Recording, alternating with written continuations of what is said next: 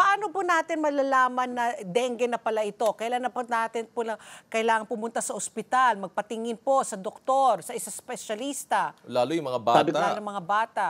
Oo, sabi ko nga po sa inyo, marami pong sakit po na pare-pareho ang itsura po, okay? Pero hindi biro po talaga ang dengue. Okay? Masakit po ang likod ng mata, masakit ang ulo, masakit ang kalamnan, masakit ang kasukasuan, walang ganang kumain, yung iba po nagsusuka, pati tabi po sa kumakain. Okay? Marami po talagang problema, marami po talaga nararamdaman po isang tao pong may dengue. Na pwede pong baliwalain, pwede pong hindi po masyadong pansinin. May mga rashes din po. Okay? Baka mamaya isipin po na simpleng sinat nga lang po yan until such time na ito na. No? Dugdugo na yung ilong, nagdugo na yung gilagid. Sumakit na yung tiyan, pasyente. Too late na hero na po tayo. So, importante yung talaga sa mga panahon na ito, pagkalagnat po, may kasama po pananakit ng ulo, kalamnan, misa po, parang may sore throat din, okay? Pa-check up ka agad para po mabigyan ka agad po ng paunang lunas. Opo. Doc Ray, ito ho ay buwan ng mga pag-uulan, mga bagyo. But handa ho ba ang ating healthcare system dito sa Pilipinas kung sakaling magkaroon ng pagtaas sa bilang ng mga nabibiktima ho o nagkakaroon ng dengue? Lalo ho ito, peak season po itong tag-ulan eh.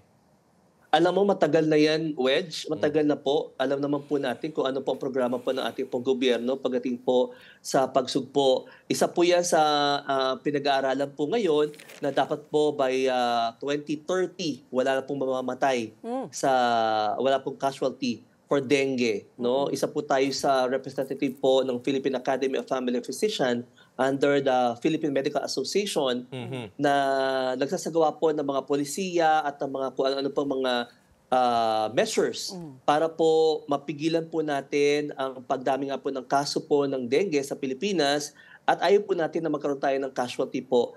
Ayan po ang gusto natin po ma-achieve by 2030. Kaya po marami na po tayo nagtulong-tulong na po kami lahat ng mga component societies, Philippine College of Physicians, Philippine Pediatric Society, Philippine Academy of Family Physicians po para po magsagawa po ng mga paano natin ikakaskade pababa. No? Yung po mga policies, yung mga programs na yan, ano pa dapat gawin. Nag-isip na rin po kami ng research, no?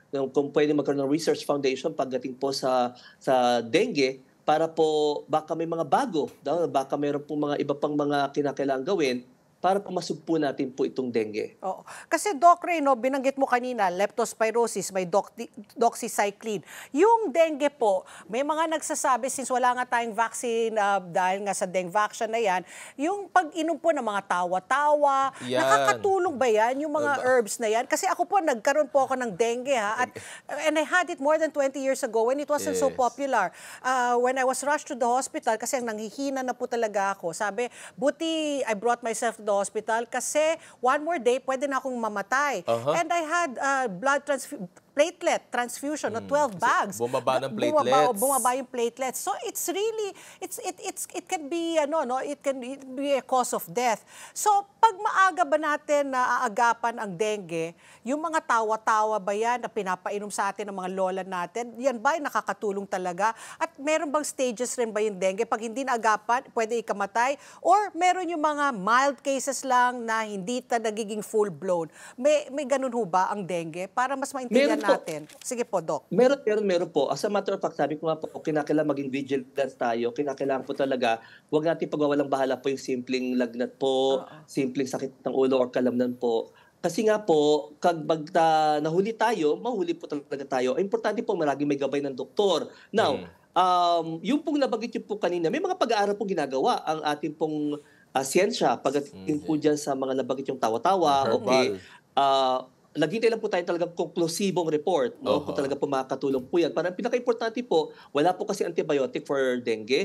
Okay? Pero napaka-importante po ang hydration. Okay? Yung well-hydrated po ang pasyente kasi po bigla pong bumabagsak po yung blood pressure ng pasyente, bigla po talaga nagki-cold clammy skin yan, bigla po nagbi-bleed yung pasyente. So, importante po talaga, again, gabay ng doktor. Meron po tayong, may mga hospital po tayo, public health unit po tayo na may mga assign para po sa mga suspected po ng dengue dito kagad fast lane. May mga fast lane na po tayo sa mga ganyan. Okay? Ang importante lang po talaga, magpa-check up. Yeah. No? Correct. Magpa-check up po.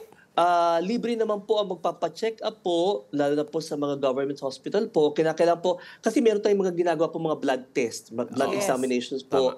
At hindi lang po isang beses, no? Meron pong every 12 hours, every 24 hours. So, kung mild lang po, no? Mild lang po ang sinyaris, pwede naman pong outpatient department, no? Pero pagka medyo malala na, bumabagsak na yung blood pressure, mayroon na pong may bleeding episodes na po, baka there's a need for us, bababa na yung platelet count, Yeah. baka po there's a need for us na i-confine yung pasyente para po mabantayan mabuti. Let's get together. Sunnet 25. Sunnet 25.